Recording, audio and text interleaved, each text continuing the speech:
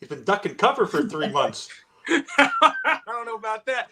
Hey, guys, welcome to FinsTalk Overtime. I'm your host, Bobby Melendez, and it is now today. If you're a Tua stan or a Tua hater, whatever you want to call it, this is your episode because we got to hear finally it's going to be a debate. So it's like your presidential debate, except now it's about Tua. I mean, it's the hottest topic in Dolphins land. It's the quarterback. And finally, we're going to have that talk here today. Representing the Tua stans is Evan Posner. Evan, how are you doing over there in Canada, my friend? I'm doing great. It's a beautiful day here. We're getting lots of rain, but it's finally a nice day here today. But honestly, I feel quite honored to be finally on the show with the great Brett Lagasse. He's taught me so much about football. So to actually be able to debate with him today is actually an honor. So tgoing you. I believe you. I actually do because you said it to me in the past. Brett, you're representing the Tua haters, and I don't want to put that word on you, but you're going to represent them. And so first off, how you doing, man? Man, I'm good. It's not often that I'm called. I mean, it's pretty often I'm called a hater. So I thought you'd be comfortable with it. I thought you'd be okay with it. I mean, man. Yeah, it's pretty common at this point. It's very common that I'm called a hater. Hey, how's my mic sound? Sounds good. Sounds good. All right. Sounds great. You look like you remember the Home Improvement, the neighbor who used to have. Yeah. That's exactly what it was. Can't see his mouth. I'm doing good, guys. Wait, here, let me move it like this so you can hear me and still see the beard. There you go. That's right. The epic beard. Oh, talking about beards. Weird looking. Oh, you're gonna put your plug. That's right. Talking about beards. Like that Brett beard. Check out the link below for Fable Beard Company, our partner there. Get some 15% off. Use that FinsTalk 15. Get some nice beard product. You know, you got that little fuzz like Evan. You can rub it in there. Yeah, I don't grow like you do. But you gotta be able to grab it, man. That's right. You gotta. I had one. My kids braid it. My kids would rip it. When I'm having a conversation with my wife or my children, if they're in trouble, my children, I'll start going like this with a mustache. Yeah. And then they know, you know. That's what I love about my beard. But anyway. Let's move on to this, guys, because this is going to be a fun conversation. Again, there's not a lot going on in Dolphins land right now, just because it's the quiet part of the offseason, but not for FinsTalk Network Overtime today, because we always got something to discuss. And today it's been going kind of brewing for a little bit here. Evan's been kind of political, trying to get this going here to get the chance to debate Brett on Tua for a while. So I said, man, we got to set this up. So here we go. You guys ready for this? I'm ready to have a really good time. All right. If you guys haven't yet, those who are watching, thank you for tuning in. Hit that like and subscribe button. Follow us on FinsTalk Network on Twitter. And let's get this rolling. Hey, comment during the show. We'll react, or comment after the show, and we'll react after that as well. All right. First off, Evan, we're going to start with you because you've been asking for this. Let's start off with what is your biggest complaint on Tua haters, or mainly on Brett, his criticism on Tua, or anybody you consider a Tua hater. And then after Evan gives his answer, Brett, you go ahead and respond freely. Okay. All right. So my two main issues with Tua haters, even though I don't consider myself a Tua, I consider myself a Tua stan, but not a Tua non, is where certain people on Twitter, Brett's one of them because I've read a few of his tweets, sort of talking out both sides of his mouth, in the sense that we want Tua to succeed, but we don't believe in him. We don't believe in him, but we truly want him to succeed. And if he works out, great. So they're sort of hedging their bets versus truly believing in the fact that he can actually do it. That's my number one beef. And always comparing him to Justin Herbert. I believe that that's not a fair comparable. They're two different types of quarterbacks. I think they were put into two very different situations with two different head coaches, two different situations. Neither of them has made the playoffs, but I feel like that's what his comparable is versus giving him a chance to actually succeed. Herbert came into the league healthy. Tua did not. Tua has not been given the right offensive line. Justin Herbert has. It's a different skill set. I'm not saying that. But all I'm saying is that people are doing too much of a comparison on it. So, like, I truly believe, for me, and Brett said this on Twitter too, it's sort of like his sophomore year. So for me, I don't think the first year really counted. I think that was sort of like a bit of a sabotage on Flores' part. Last year, did he have some hiccups? Sure. But name me a quarterback who hasn't. Name me a quarterback who started their first year and was an absolute stud and an absolute superstar. Manning wasn't.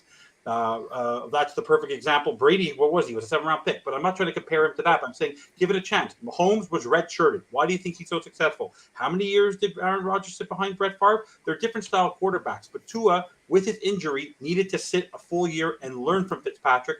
And I feel that people are giving him a hard time versus actually giving him the opportunity. Now, some people are going to say, well, you have to surround them with elite players. What? Justin Herbert's not surrounded by elite players. Patrick Mahomes is not surrounded by elite players. Aaron Rodgers is not surrounded by elite players. Josh Allen, yes, he's a stud. But go look at his stats and how successful he was truly as a quarterback, where people were talking about him till he got Stephon Diggs.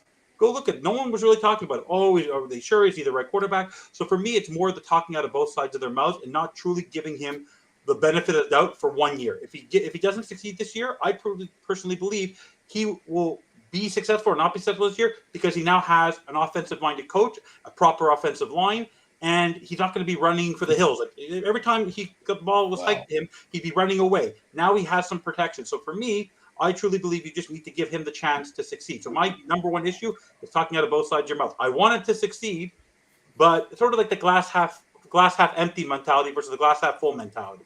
I'm more of a glass half full mentality when it comes to Tua. That's my biggest problem. So you can now take the floor, Brad. Sorry, I like how you kept saying talking about. So I get where you're coming from, where you think that that's what we're saying. Like we're hedging our bet. We're like, well, if he's good, I can't be 100% in on. I don't believe in him. That's really not what it is. As a Dolphin fan, you got to think. I'm looking at this from two different perspectives. As a Dolphin fan and as someone who analyzes college football, someone who analyzes football at an obsessive angle. And I hate that I can't look at it anymore as a fan because I used to. I used to do it with Ryan Tannehill. I thought, it was very creative when we drafted Pat White. I thought that was going to be a creative idea and a great idea. And it was like I was young and stupid.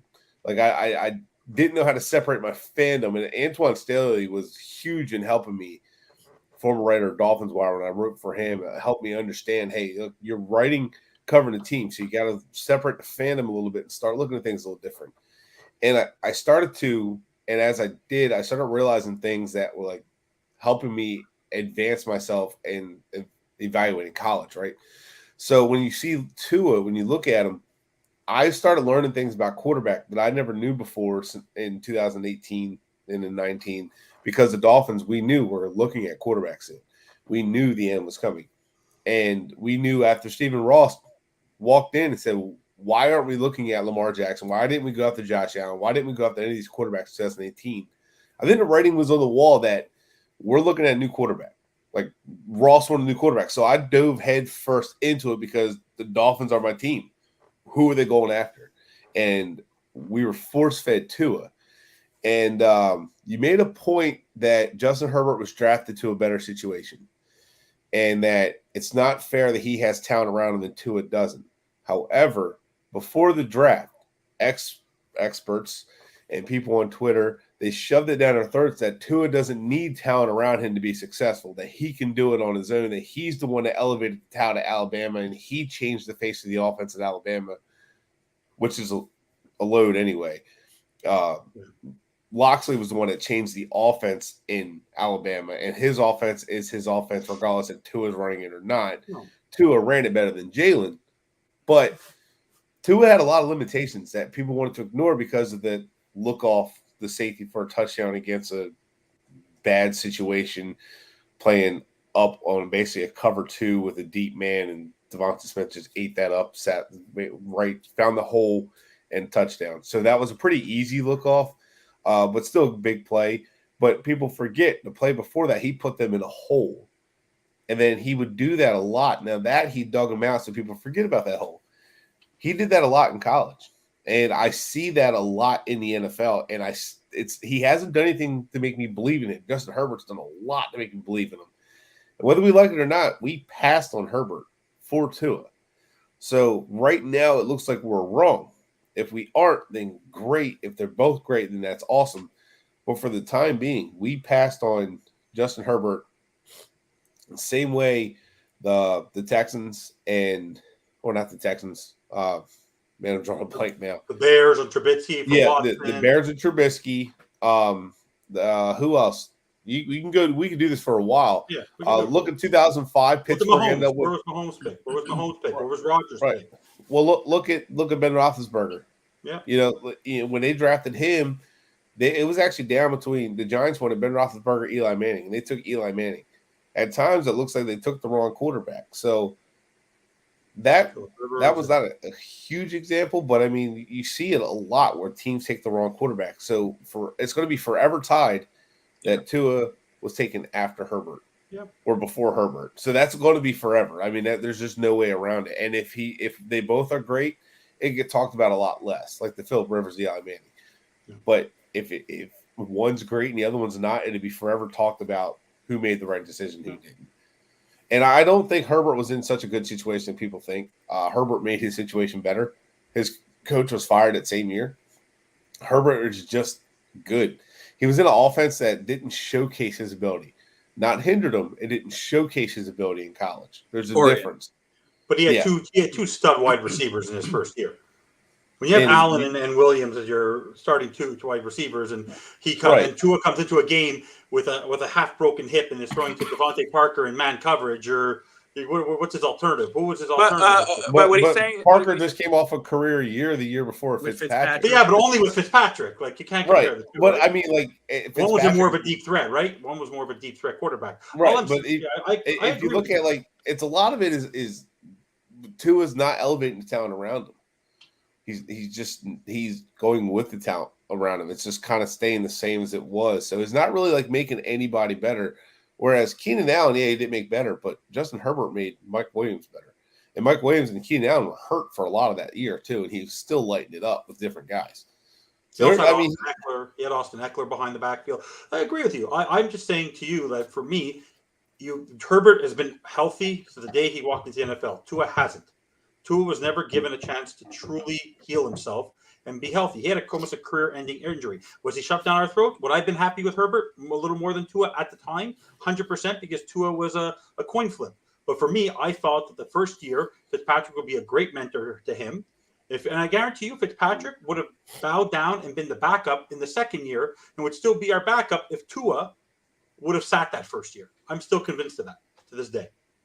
I'm not sure, but I know. I think he would have. He's retired now. This year, I mean, like the hip injury doesn't matter anymore. No. This year, I agree. This is his break year. That's what I'm saying. No. I mean, 21, that hip injury didn't matter anymore. I mean, he wasn't fully healed. He wasn't 100%. I mean, like we say that, but I mean, what's the proof that it wasn't? I mean, if it wasn't, his offensive line. His offensive line wasn't on the field. I mean, then we look at it. Now we have to start acting like injuries matter. That's a part of the equation. That's true.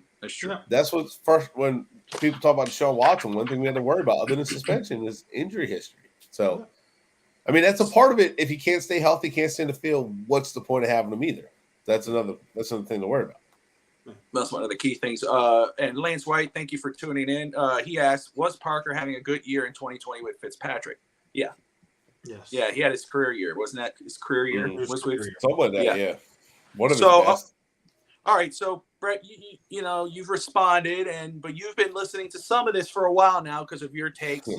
People might take your analyst as a critique or something that you don't like to it. So, what's your biggest complaint on Tua stands, Tua homers, Tua non?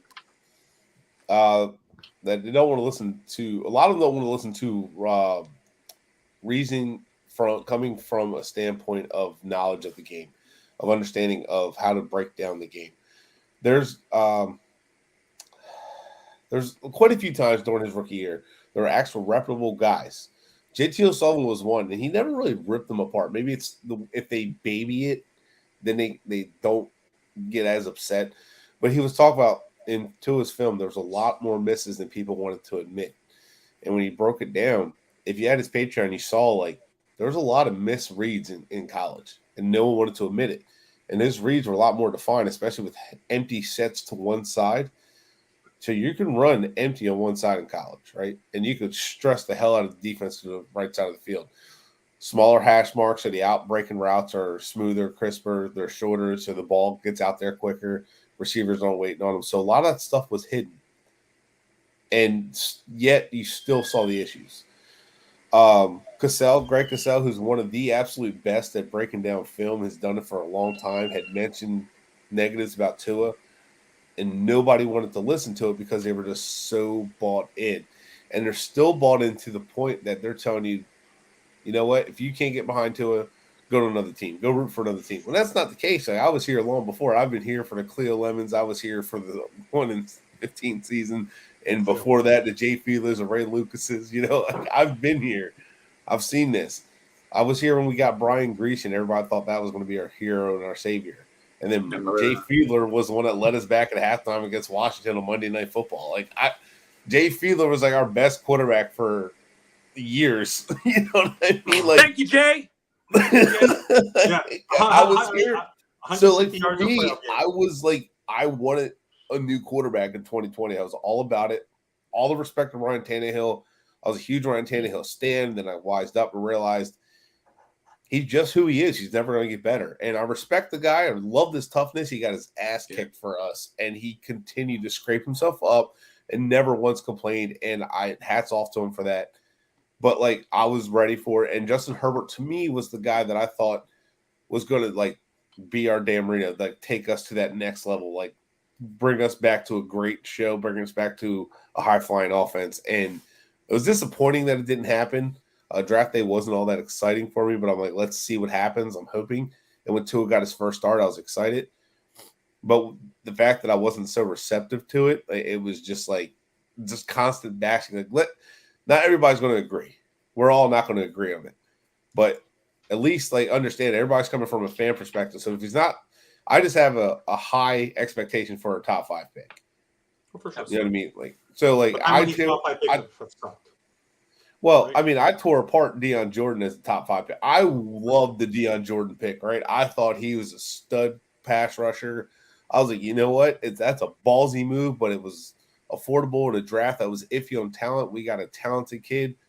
Awesome, because he is a talented kid, but mentally, like, he just didn't seem to care about football, which I didn't know that, but I ridiculed it. I was like, that's such a terrible pick. You know, if you're going to be on the inside, you should have known who he was.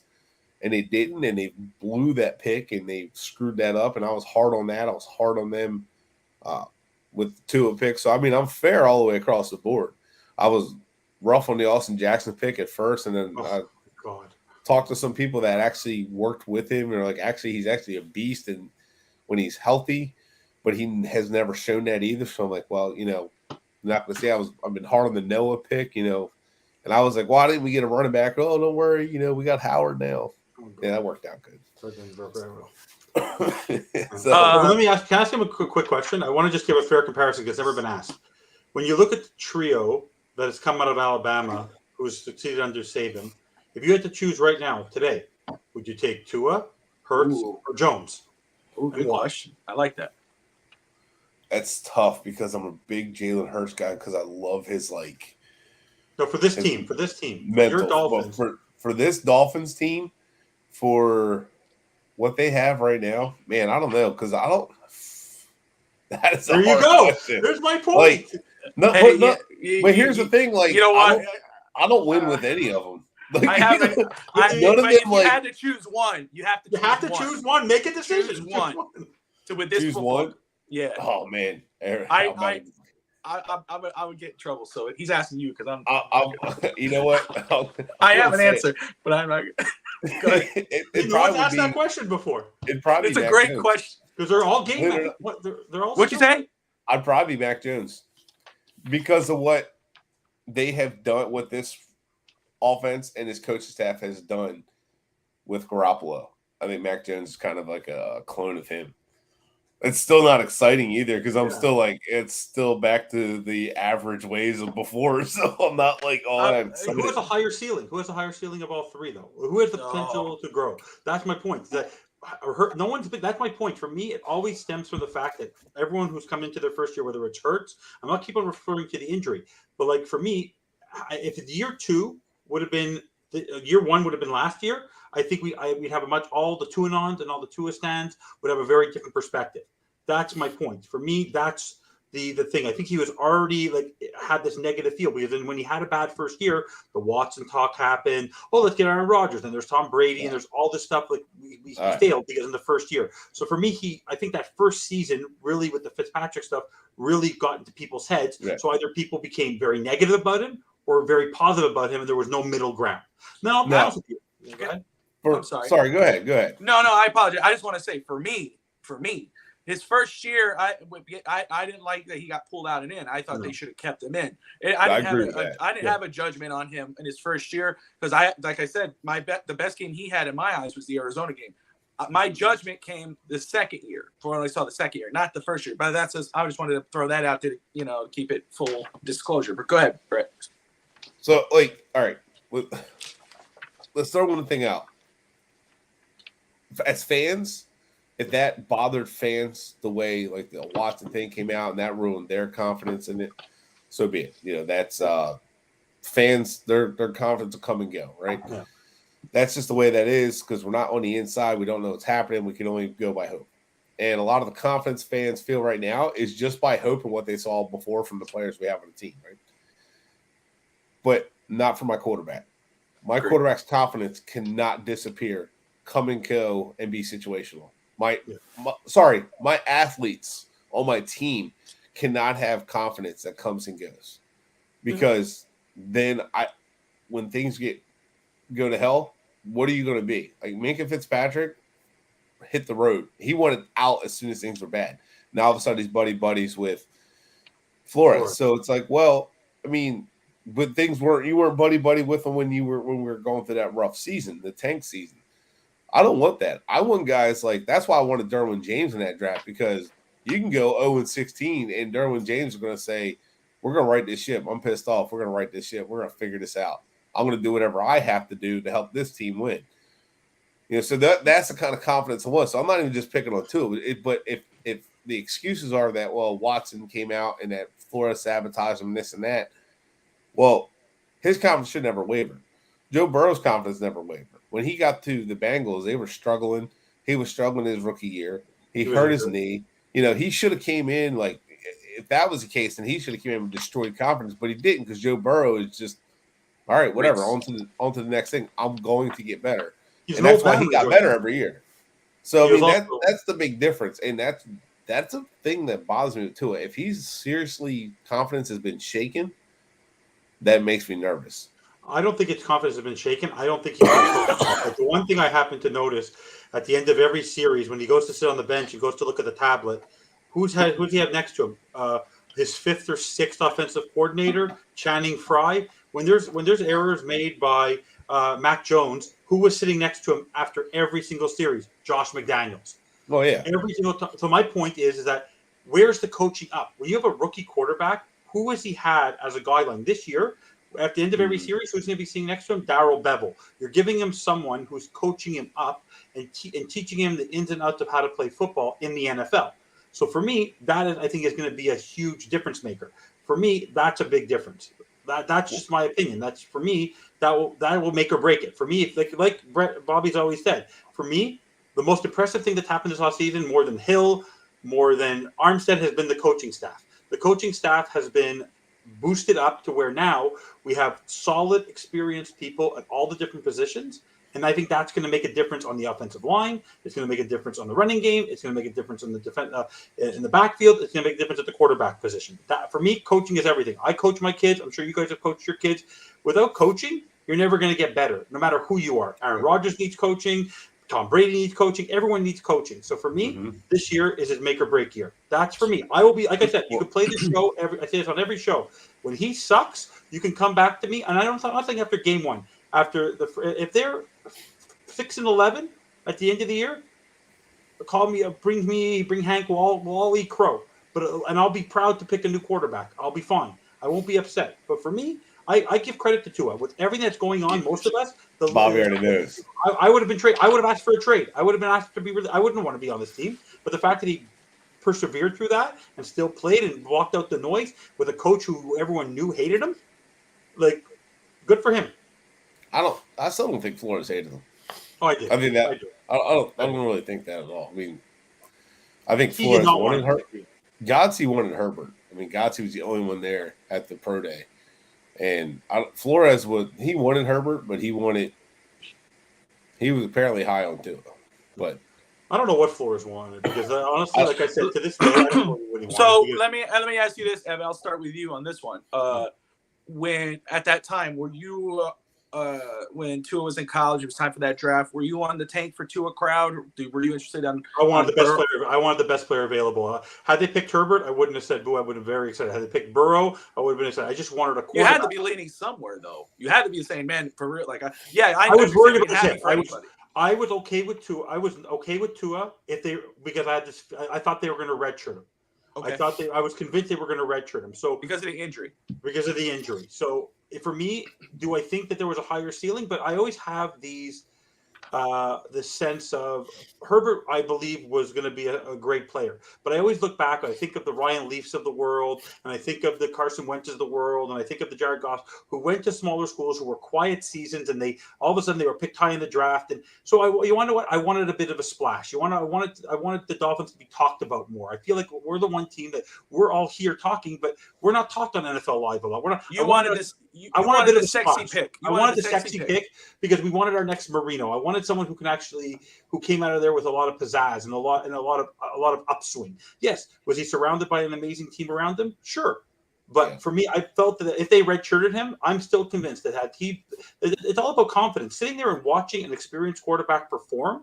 All the years I've been watching football, whether it's Rodgers, whether it's Mahomes, whether it's Alex Smith, whoever it is, whoever's sitting there as a backup, there's a reason why you're sitting there as a backup. You're there to sit there and learn. And like any sport, hockey, a backup goalie. In basketball, you're sitting on the bench.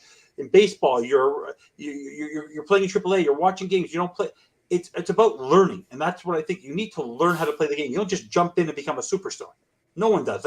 Or else Peyton Manning would have been 13-3 in his first year, not 3-13. Excuse me, Brett. Well, I think I'm gonna let you answer this, but I already know the answer. But were you on that tank for Tua Crab? No, I was on the holy hell pump the brakes crowd because once everybody starts heading in one direction, I'm like, hold up, something's not right. And everything I saw, it's like, okay, he's good, but something's missing in his game. And whenever something's missing from somebody's game, it causes a lot of pause in evaluation. So, like, when you're watching a guy and you're like, he's good, but something's missing, that means it's usually propped up by a good team. Like, I've watched some running backs, I'm like, he's good, but something's missing in his tape. And the closer you watch, you're like, wait a minute, he completely missed that lane, but there's another wide open lane. I think he's supposed to run up the A gap. He ran to the B gap. That lane shouldn't have been there. Linebackers missed because of the way the offense line shifts. So, like, you see that. It's hard to explain, but when I was watching him, there's a lot more flaws in it than I thought. Then I'm watching Herbert, and the more natural talent was just clear and obvious. But I'm watching like they're not displaying his talent. It wasn't that he couldn't fling it. It wasn't that he didn't have the ability, didn't know how to read a defense. He just wasn't. They weren't throwing the ball downfield. So I went back to watch. I remember when Herbert was the big name in town as a freshman. He was highly touted. And you watch him his freshman year, like, man, this kid's good. And I watched him against Wyoming. Him and Josh Allen had a shootout. And I walked away after that game thinking, these kids can play. Like, both of these quarterbacks can be hell of a talent in the NFL. And I just like Justin Herbert, like, all the way through. Like, I know he didn't get to showcase what he could do, but we all knew what he could do. And when he could put it on, he was good. All the issues on his tape, correctable. The little ball flip, the little false step, little hitch, the flipping the ball on a quick out, trying to get to the laces instead of just ripping and ripping on a quick pitch out. All that stuff easily fixed. And I plus he was All-American. I forgot, what's the award called when you're an academic Heisman? Forgot what it's called, but he won that award, and it was in biology. It wasn't just like some business management. Nothing against anybody takes that, but it's not an easy degree either. It was in a biological degree. That's a tough degree to get that. It's kind of like Andrew Luck with architecture too. So I was a big Herbert guy. I just loved what I saw. I loved this character. The only thing I had some concerns about was just how true was it with his introverted personality. But when I watched him in the Rose Bowl, his final game with Oregon, he carried him. Literally. They were shutting him down, throwing the ball, but he was able to run for 4 touchdowns. He made plays when they needed him to make plays. And that's what I love to see. And that's why I like Justin Herbert over Tua. And he had some struggles in that game. He's not a perfect quarterback by any means, but he'll make up a lot of issues. First off, no, you're good. I was just gonna say, what's up, John? Thank you for tuning in. You're not the first one to talk about the notification button, but I'm glad you are on watching. And if you guys haven't yet, hit that like and subscribe button. You're watching FinsTalk Overtime, friendly fire segment here between Evan and Brett, representing Tua stands and Tua haters. Evan, I had a good follow-up question. Go ahead. So as we know, we're all talking about people who truly follow football, which I respect. Everyone knows how trash our offensive line was last year, right? How trash it was, and how much. What do you think that Justin Herbert would have done differently with this offensive line and this backfield core versus what he had last year that would have made him a better quarterback for the team? In the sense that, with the fact that you only had Waddle, you didn't have much else. You had Matt Collins. You didn't. And I understand he has a deeper threat, but we didn't have that much of a deep threat last year. With Myles Gaskin, Salvin Ahmed, and an offensive line where you have less than 2.5 seconds. I don't know what the stats were. I'm sure he had more than 3 seconds because he wasn't in the top 3 or top 5 or 10, Herbert, in terms of time to throw. What would have made him such a difference? Because he makes his own plays, but who was he throwing to? Like, I feel like his type of quarterback, we didn't have the skill set on the offense for Justin Herbert. We didn't have the deep threat. We didn't have the skill set to be able to have that kind of high-level skill quarterback anyways. My thing to that, because I was thinking of another question while you were asking, because it is a good question. But I would say, too, is what did Justin Herbert have at Oregon that Tua had in Alabama? I mean, college different than the NFL, right? So I don't look at Tua because of what he only did in college. I just like a lot of people do, though. That's not why I picked him. That's why. But my other thing too is we're talking about the offensive line, and I think it's a very valid point. That's a question I have that's next, but for Brett. But the other thing I would say too is let's talk about the AFC champion, Joe Burrow, who had made one of the worst offensive lines as well, and they were in the Super Bowl. What's different from Burrow's offense or team compared to Tua's team? He has a running game. He had a little more of a running game, and he also had a deep threat. Like, he's the type of quarterback who threw the ball deep. Like, look at what Jamar Chase did last year. Like, that was a combination. And that, by the way, that worked for Tua last year. Like I said to you, like, they were 1-7. Had Flores got the stick out of his, for one more game, they made the playoffs. I think that what Tua was able to do with Waddle last year was enough with what he had to get into the playoffs. They needed one more win. That Jacksonville game was given away. Had they won that Jacksonville game, they were in the playoffs. We wouldn't be having this. We'd still be talking about Tua, but we would have made the playoffs. But so for me, that's what bothers me. Yes, he gave away the Atlanta game, the Kansas City game. I know that, but I'm just saying that for me, that makes the biggest difference. Like, we wouldn't be all having this conversation today as much about Tua had they made the playoffs. Then if we would have lost the playoff game, maybe we would be having this conversation. But because we all just need a playoff win. But for me, that makes a very big difference for me. I think that Burrow is a grandfather compared to Tua. He played 4 years. He was 25 years old. He transferred. He had his injury, but he's also a little more of an experienced out of college quarterback than Tua was. Go ahead, Brett. 24, 25 when he joined the league. 25 now, isn't he? Yeah, less starting time now. He had a coach who didn't believe in him. He had a coach that didn't want him. His offensive coordinator, Tom Herman, was the one that got him. Urban Meyer didn't want him. He didn't really want to give him a fair chance. Didn't give him a chance to win. So he left, went to LSU. He played there for a while. Then in comes Joe Brady, who coached under Sean Payton, brought that system down there, and that really opened it up for Joe Burrow. But Burrow never lost his confidence in that process. Like, after that Texas A&M game, that shootout was at 7 overtime, something like that lost, and he felt like a gut punch, like he left it on there, and he came back pissed off. Like, he came back with a vengeance. And so, like, I understand what you're saying, but he didn't have as much experience. They have about the same experience. But looking at – let's address. All right, so let me step back a little bit. Let me let to unpack. So, Bobby, you want to talk about offensive line, right? And we already kind of went this way. So, offensive line was a problem, right? We could all agree that offensive line was a problem.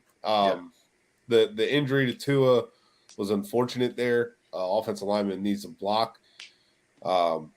He looked like he did tell him to block there. So that was really, on Jesse Davis, that was a bad play Got a quarterback hurt. Okay, right? Well, at that point, it was always the offensive line's fault, right? Now, you mentioned Jacksonville. We should have won that game. Quite a few instances in that game I'm watching, like, what is Tua doing? With time in the pocket. Now, we say he needs better weapons. He needs better weapons. Isaiah Ford in the slot, Jalen Waddle on the outside. Waddle's running the 9 route, streak, whatever you want to call it, up the field. The way you read that, you read it outside to in, you watch the safety. Safety turns his back to the middle of the field, opening up the middle of the field. He is now committed to covering Jalen Waddle, which why wouldn't you? Because Isaiah Ford, Jalen Waddle. I'm telling my safety, your ass better be covering Waddle.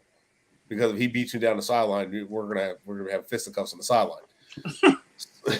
So the safety turns his back to the inside receiver, goes all in a Waddle. Tua doesn't see it. Isaiah Ford is coming wide open in the middle of the field. Wide open for a huge play. This is third down now. Wide open. He forces the ball to Waddle in double coverage on the sideline, incomplete. Where there's nowhere to throw it. The safety cut off the route. The corner's underneath. There's nowhere to throw it to. Put it in the right spot, but he could have hit Ford wide open over the middle of the field. He's not anticipating that. He's not seeing that stuff. Earlier in the game, he steps up and doesn't release the ball. He's sitting in the pocket, has a clean pocket, falsely steps up in the pocket, and then doesn't throw it. Then, and staring down the receiver on the curl route, throws it in the corner, steps in front of it, picks it off. The corner knew that ball was coming out, sat on it, and that hesitation gave him time to intercept it. So what does weapons have to do with those kind of mistakes is what I always come back to. Those are the kind of things where he's not seeing the field very well. And he did do that a lot in college. He's not seeing the field well. Is it because he just doesn't see it well? Is it because he's shorter and has that breeze issue where he has to maneuver the pocket a little bit different to see the field better? Or is it he's just not studying his playbook? That's what I want to know. 2 years in a row saying he didn't know his playbook, like that's a problem. 5 playbooks. Well, yeah, but I mean, Godsey was the one calling the plays for him throughout the part of the 2020 season. And are we sure who was calling the plays? Are we actually sure who was calling the plays? Because for the first 6 or 7 games, no one knew who was calling the plays. When someone asked Flores the question, "Who's calling the plays?" No one knew. I'm talking 2020. Well, Godsey was involved in the game planning. Godsey was a big reason that he was going to make mistakes. So that but either way, he still. A lot of that is basic knowledge. Like, he still didn't understand some of the basic things and concepts when you saw that. So that was frustrating to watch him do that. Then that, it's his second year in the NFL. Like, he should see that better. It's not his second year. That's my point. It's his second year. He had an offseason in between. He got to see advanced defenses. He got to see the Rams defense, and that's a hell of a defense there. But when he saw against the Falcons, that interception that he threw he had a slot open. He had his hot read open. He had no idea where it was. When you're blocking 5 all and they send a 6-man, throw it. You do that against Tom Brady, he will pick you apart all day long and sit in the pocket, and you'll hit him, and you might talk trash like, yeah, you felt that. Like, yeah, you felt that first down too. Every day, like Tom Brady would say, "Go ahead, send that 6-man. I'm blocking 5 up all day long, and I'm going to pick you apart." So he doesn't do that. He throws an interception instead. So, Brett, let me ask you this: how much of a poor offensive line, unreliable, unhealthy wide receivers, bad personnel decisions from the head coach, front office, and a head coach who reportedly didn't believe in him. Front office, I don't care. They could put the blame on Brian Flores. It's obviously they didn't believe in him either. They were trying to go after Tom Brady. They were trying to go after Watson, and they were trying to go after Brady again. It looks like Tua was the third option this year, even this year. Mm-hmm. But how much of all that has to do that you would put into how his performance is past couple of years now? Like, how much did that have to make a play? I know you're talking about mental. Because you shouldn't let him bother him. He should not allow it to bother him. But it is hard for people in general to handle all that. Maybe the difference now though is that he has a coach at it. So how much of all that would you say? You know what? Yeah, that could play into how these mental mistakes or bad games or whatever. How much do you put into that?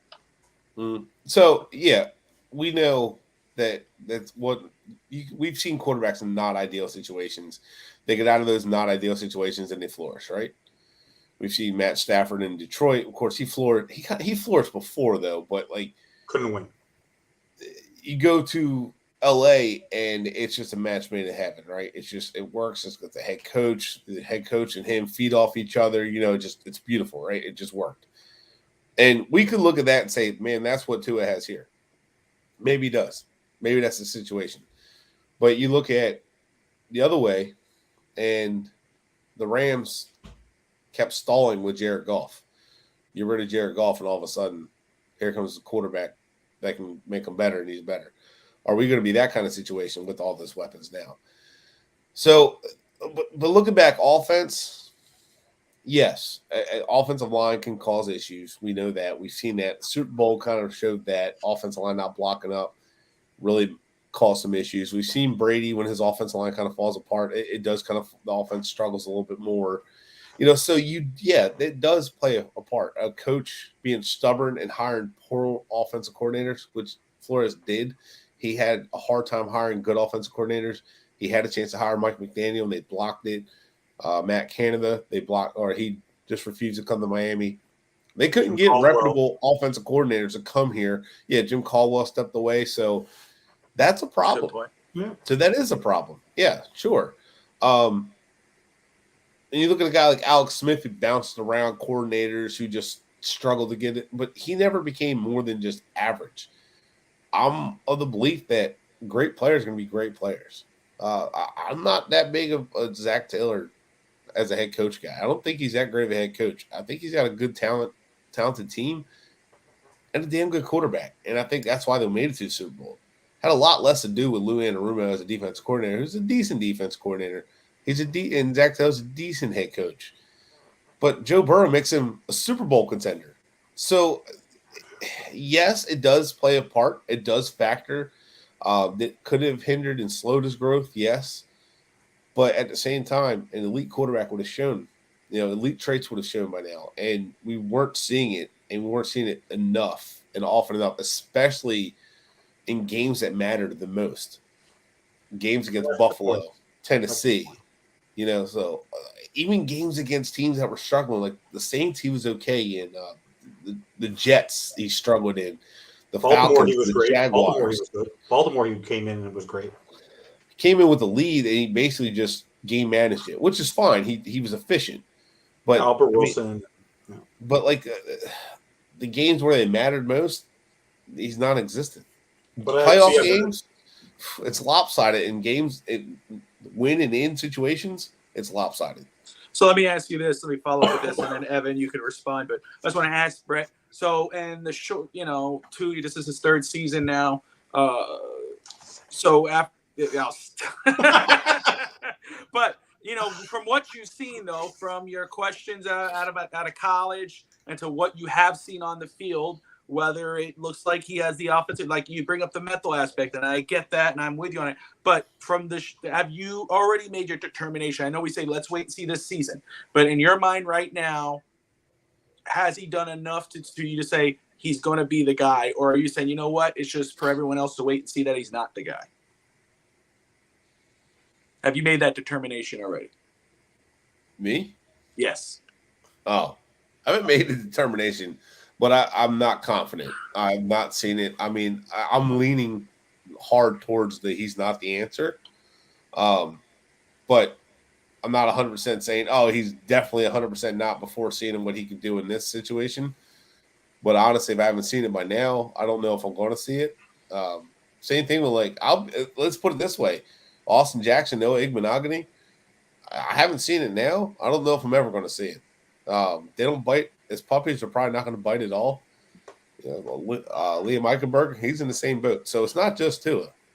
Like I'm all for giving the guy a chance, but he's got to show something this year, and I just don't see it happening at this point with the track record so far. It has to be a huge turnaround. Understand. Evan, you have a response to what Brett has been saying? Yeah, I have 2 points. So let's look back. So you brought up a good point about Burrow before. So I don't know if you guys saw the the recent posting from Pro Football Focus where they were ranking who has the strongest wide receiver core in the league. Who was number one? Do you remember who they named number one? The Bengals. The Bengals and the Dolphins. The Bengals were number one. The Bucks were number two. The Dolphins were number three. What's ironic about the first two? Is it because do they have the best receiving core because of their quarterbacks, or do they truly have the best wide receiver core? So I truly believe now that he has a great wide receiver core, he will benefit. Last year, we all talked about, and you've had a couple shows, who might retire, who might be a star. Jalen Phillips, right? Jalen Phillips wasn't my pick. Why was he not my pick? Because for me, it was Najee Harris. Why? Because of RPO. So one thing for me, what I never understood the entire time, and I've said this a few times on the show, I literally I would listen to it, but I would hardly watch the offense last year at one point. I would be tuning it off when they were 1-6, 1-7, because I go, they're running an RPO, but where's the running game? Like, who is running the ball? And 2 years before that, who was our leading rusher at one point? It was Ryan Fitzpatrick. They never had a running game, but even last year, they didn't have an RPO. So if you're going to run a scheme, you have to run the scheme around the quarterback. And this year, they're running a different scheme. It's going to be a run-first offense because that's what McDaniel wants to run. But at least you're going to have a sense of a running game. Last year, I believe, personally for me, we needed a Najee Harris more than we needed a Jalen Phillips. That for me, so to help grow your quarterback. So for me, the same way Jamar Chase was what he needed, and everyone was going, oh, why didn't you take who was the offensive line that the Lions took in the end that everyone was bragging about, the old line? Panay Sewell. Everyone was on Panay Sewell. We should have even taken Panay Sewell instead of Waddle. Everyone was pushing that. In the end, they took a chance. They took an offensive weapon in Jamar Chase. He broke records as a rookie. It benefited Burrow. For me, I think Najee Harris would have been more of a blanket. The same way this year, and you've talked about it, I think at the beginning of the year before the draft, and they started doing free agency. Who's our sleeper pick, Bobby? Alex Ingold. I think that's going to be a huge benefit for Tua and his protection this year, just as much as Teron Armstead's going to be. So for me, that's my only rebuttal is the fact that he's running an offense where he doesn't have 50% of what he needs to run the offense. And yes, did he have between the years? But I go, which rookie or first-year quarterback, second quarterback doesn't? Like I said, third year, I'm making a joke about the second year. When did Josh Allen blossom? He's a different quarterback. And in his third year, Stephon Diggs. Now he has Tyreek Hill. Yes, I think Tyreek Hill is he brushing in and outside the lines when he compares Mahomes to Tua? Sure.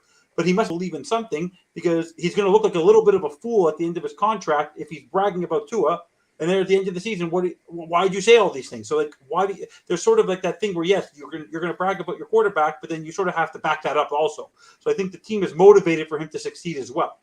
I think the Tyreek thing, the more I thought about it and looked into it, because we discussed it a little bit, Evan, but I think he believed, when you said he must believe, I think he believes more in himself to bring the best out of Tua as that type of talent. So that's, I think you're onto something there, but I think it's more of the reason why, first off, maybe he's trying to push, kind of put this guy on a pedestal a little bit, make him feel better. But I think it's more of, look, I believe in my talent that I'm going to elevate this guy to close enough to maybe Pat Mahomes. Obviously, I don't think he thinks Pat Mahomes and Tua are comparable, but I think he's saying, I can make this kid look good. So he's going to be saying that. You got a response, Fred? I'm sorry. Well, I mean, if we're going to compare Josh Allen in Tua's third years, a couple things we have to really keep in mind here is Josh Allen is a far superior athlete. Well, for sure.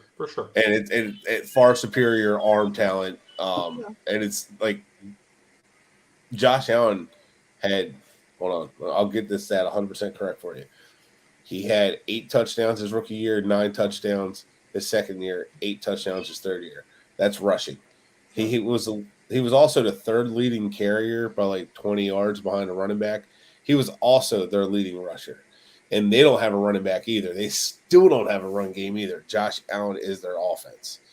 So he carried them on the ground just as much as he did his third and fourth year throwing the ball. So that's something that Tua didn't really have that value to do that at the same time. And that leap, that's a lot to ask for him to make that leap, and he doesn't have that same kind of talent. But I'm never asking you.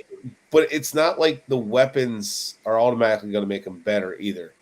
So, what was the other point you made about Stephon Diggs or the RPO? The RPO. No, the RPO. So, I understand what you're saying. Lack of run game.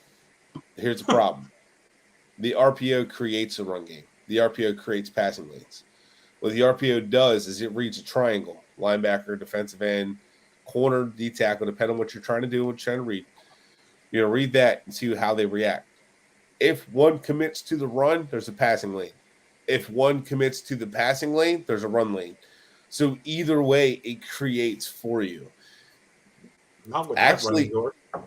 RPO is more of a gimmick offense. It's not really a full offense. It's not a full system. It's not like a West Coast system. It's more of a wildcat. It's supposed to be used as a package in situations.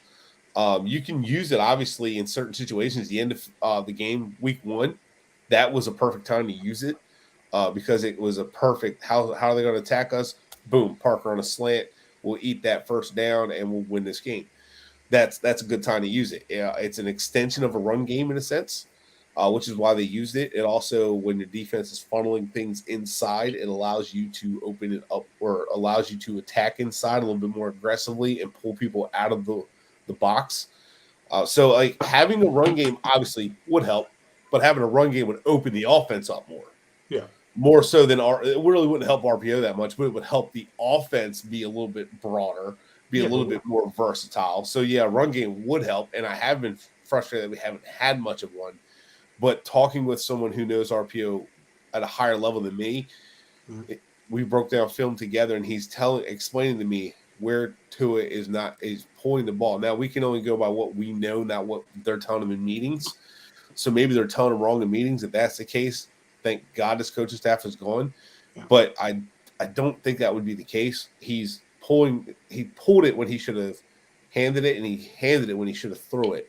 So there's a lot there that, again, it goes back to that he's not learning his playbooks. And hopefully this is something that he picked. That's something he gets better at. That's a big thing for me right there. Evan, before we move on, do you have a response?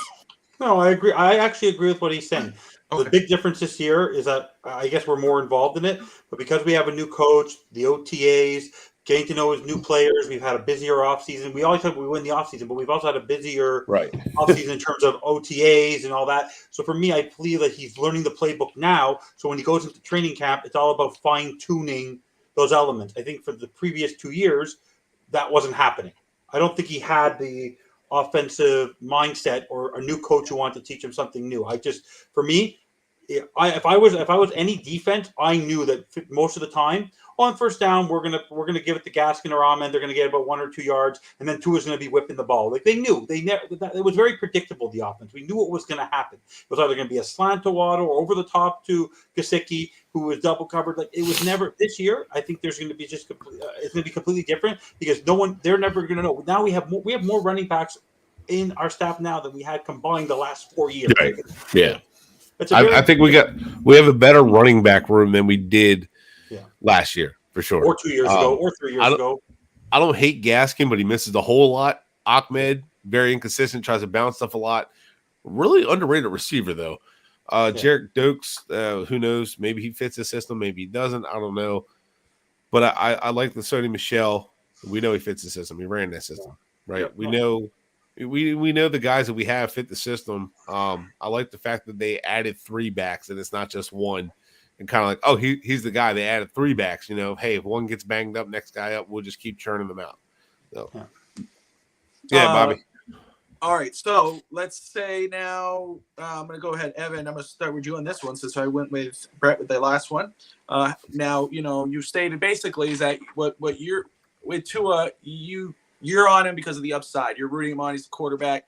There's an upside there. Despite the flaws that's been there or the struggles he's had, you're still sold on him because of the upside. So I ask you this. How confident are you, though? How confident are you that with a new head coach, new offensive staff, upgraded receiving core, new left tackle and a center or left guard, wherever position he starts, Connor Williams, and how confident are you that Tua will reach his potential as the franchise quarterback and the 5th round pick or the 5th overall pick that he should have been or they should be? How confident am I? How confident are you he's gonna get it done this year with this new upgraded roster offense? 80%. Yeah. 80%. I truly believe that he has the skill set to run this type of offense. Because the way they're describing the offense, I think it fits his skill set. He's an accurate passer. It's going to be a run-focused offense. And you know what? He doesn't have to be the same kind of quarterback. He doesn't have to be a gunslinger. I'm not expecting him to be. I just want him to not lose us. We don't want to have the framework of losing a game. Yes, was he picked as a top 5 pick, and did he turn out to be a great game manager? Sure. I have no problem with that this year. Next year, it could be something different. But for this year, there's so much pressure on him to succeed. The spotlight is on him.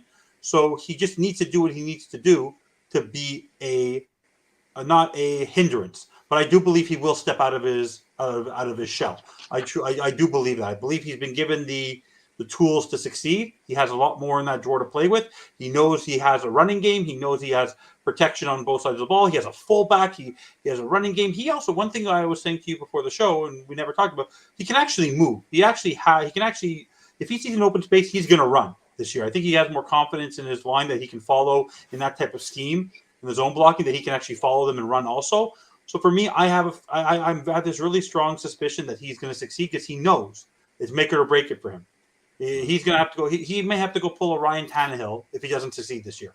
He's going to have to go to another team, and he's going to have to earn it. Because I was thinking about this when Brett was talking, and because he brought up Oregon, there's this mindset of me for him that he's in that Marcus Mariota phase sort of a career where he was a top draft pick who was a number 1 quarterback on the team, and then someone sort of went up, and then he was given this last chance, and he didn't succeed, and then someone just took over for him. So I feel that I think he knows the pressure is there, but I think because he's played on a big stage before, which I think is a benefit for him and not a hindrance, is because he's played on the biggest stage of the world, that's going to benefit him this year. He knows he has to step up. Let me ask you this, and then Brett, I'm going to follow up with you on that one. You have let's go back in time a little bit. You have the 5th overall pick in the draft.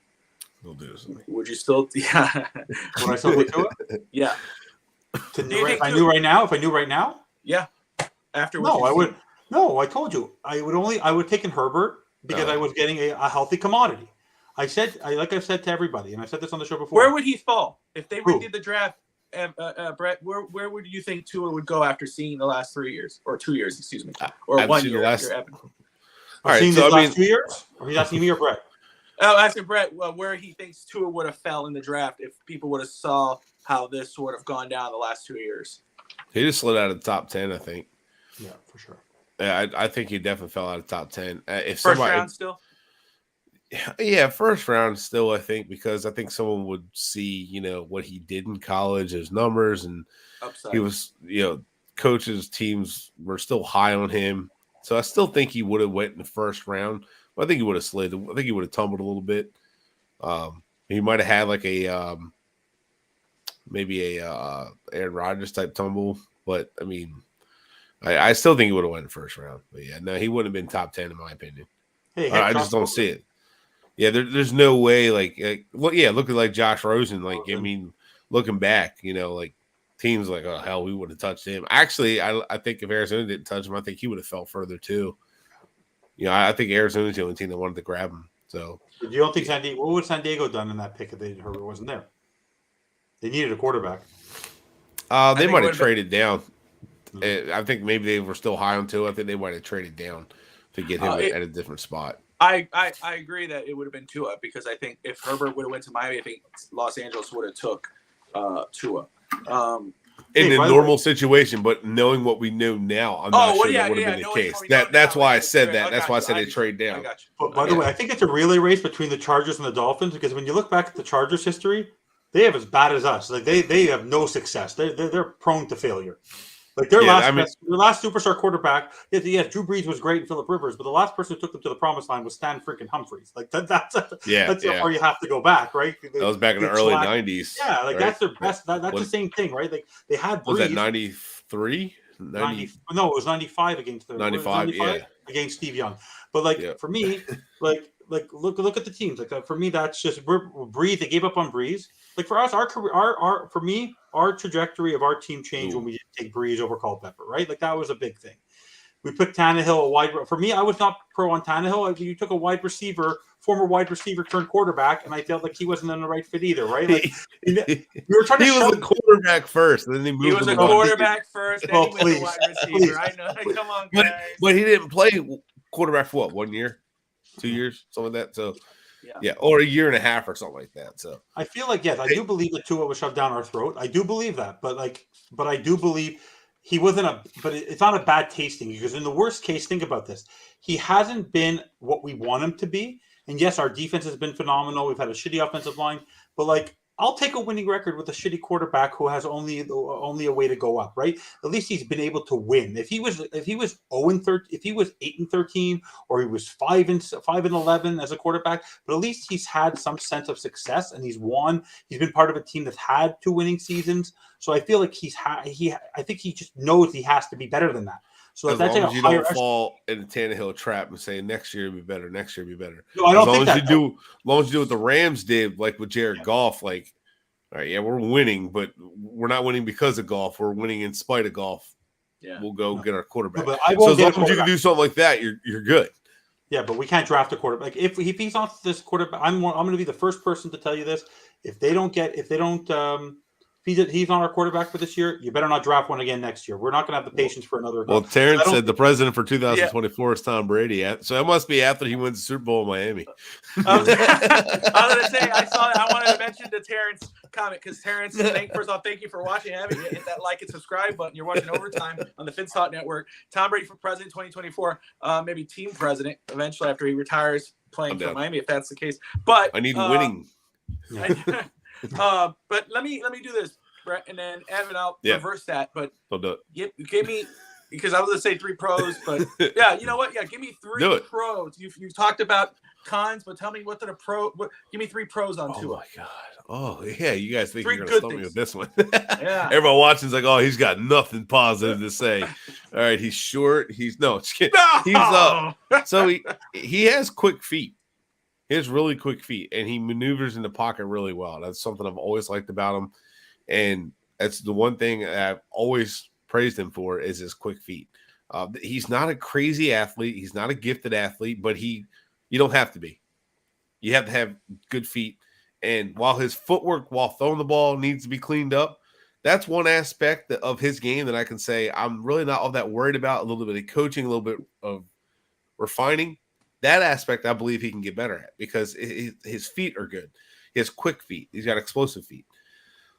Now, the other part of his game I like, he has a really good feel in the pocket. He has good pocket presence. It's actually refreshing sometimes to watch him in a messy pocket. Like Tannehill had a messy pocket a lot, right? And Tannehill had like no pocket presence. Like, dude, get rid of it or throw it, run something.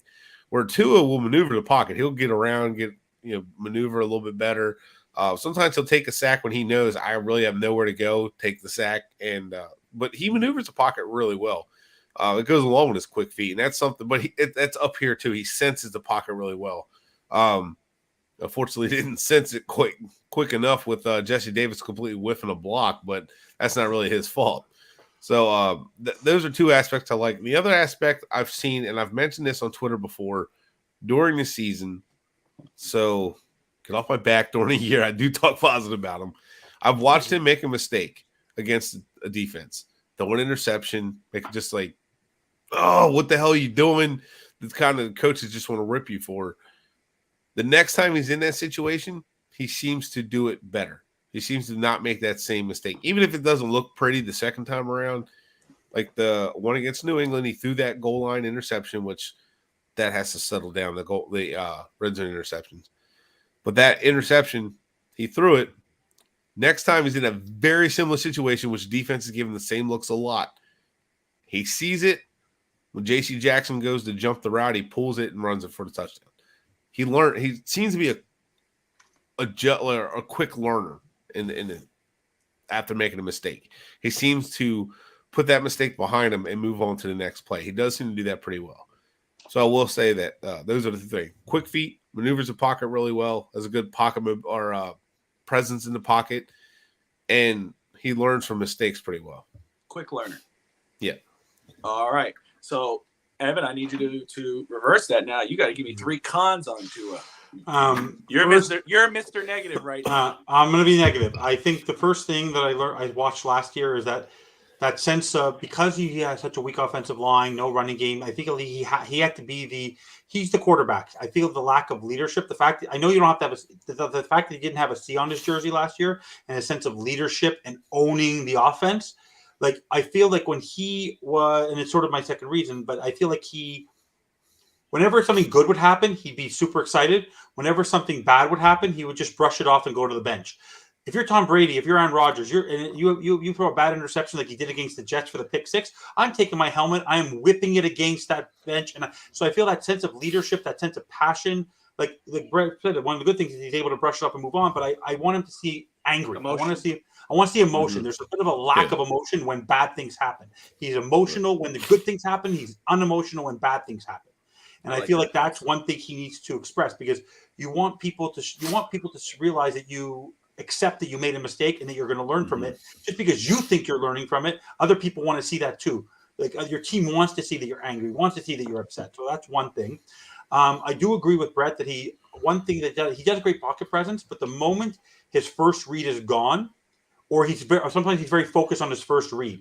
And the moment his first read is gone, even though he's able to stay in the pocket and figure something out and get a sack, there could be an excellent second read there, and he just doesn't take it. And he's like he said, he forces a ball in because he doesn't trust his wide receiver. So last year, he trusted Waddle way more than anybody else. So people knew he was going there. He was always open, but they're willing to accept that because they knew he wasn't going to throw the ball downfield because he didn't feel he had anybody to throw it downfield. So he wasn't giving his other wide receivers the confidence to succeed. So for me, it's sort of that's another aspect of something between the ears. And the third thing, let's think the third thing that I'm not a big fan of. I'm trying to think. What's one more thing? That he doesn't use he didn't use his legs enough. I feel like he had a lot of open times where he would take a sack. I feel he could have gotten 300-400 yards rushing last year.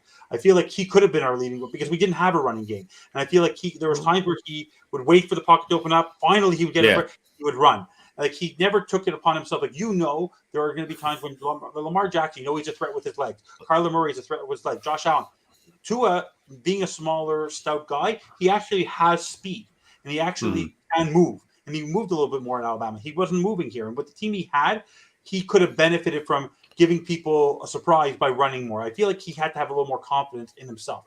And I feel like he's a good enough runner. He's a good enough runner to get where he's much better than Tom Brady, much better than Aaron Rodgers, much better. Like Patrick Mahomes, out of a bad situation, he has great pocket presence. So if you have good pocket presence, you can't have your first read, then then run. Like do something. But just to take the sack. But like for me, that's for me, it's the confidence level. It's to believe in yourself. And I feel this year, the biggest difference for him this year, and if he doesn't do it, I'll be the first one to say it, in the first game against New England, if he doesn't run for 40, 50 yards, I'll be shocked. Because I feel like he needs to utilize that because the scheme is going to allow him. It's going to open things up because people are going to assume he's going to pass it to give it to running back or give it to Hill on his line. So there's going to be opportunities for him to run the ball. There's going to be a lot of opportunities to run the ball. Awesome. And so as we're going to wrap this up here, first, Evan, you've been asking for this. You got it. How do you feel now? No, honestly, like I make a joke sometimes, and I talk to my friends and my cousins and all that. It's actually, I enjoy this, and for me, I learned. This is a learning experience for me. I enjoy Brett. Like it was a joke, but like for me, I want to have that.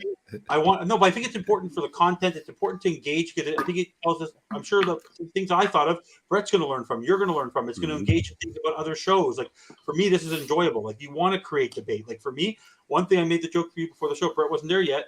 Brett is.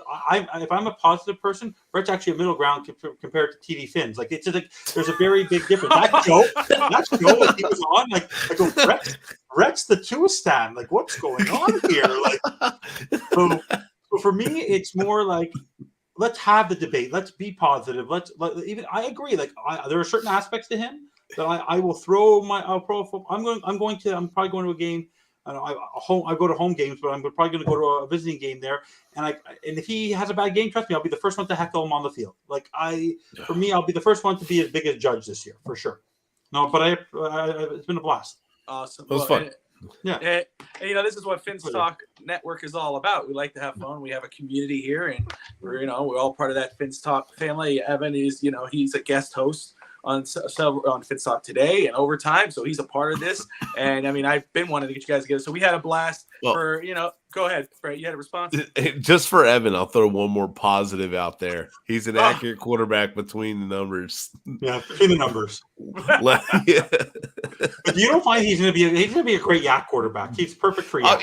You know, people are probably watching this like, well, he didn't talk about how he's an accurate quarterback. Well, one, I don't like things that are right on the nose. It's too easy.